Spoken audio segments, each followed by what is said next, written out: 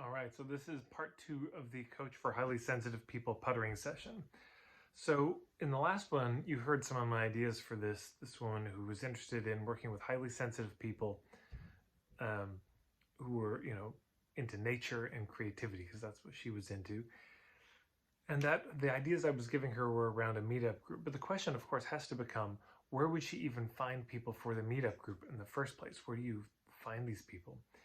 And so here's the simple idea. So there are 3 sources that she has. The first source would be maybe there are networks for highly sensitive people. Maybe this is a thing. Of course, you could look for hubs for introverts as well. And maybe there are therapists who work with introverts who wouldn't mind having a place that they could send folks. And basically what you do is you go there and you say, hey, introverts and highly sensitive people, are you drawn to nature and creativity? And then those would be your people. Hub number 2, you find all the networks around creativity. Well, there are the art supply stores. There are the crafting stores. There are people who teach art classes, yeah? And you go to them and you say, are you highly sensitive and also into nature?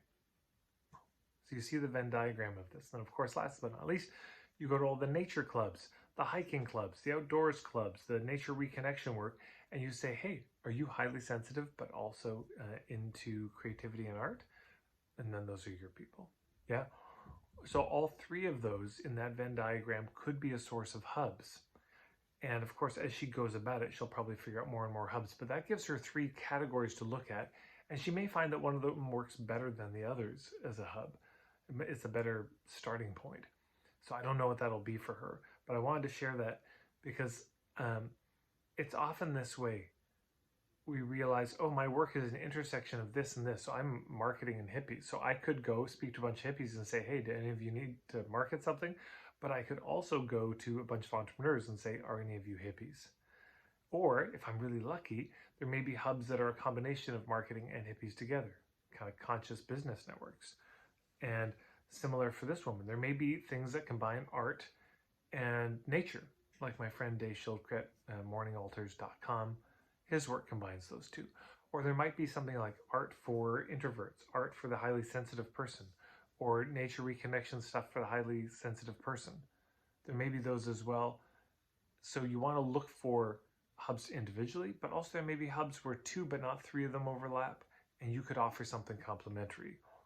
So I wanted to make sure I shared that simple little video today. Thanks for tuning in. Of course, if you like these videos, please hit the subscribe button, share the video in any of the Facebook groups you're in. It's such a huge help. Like the video.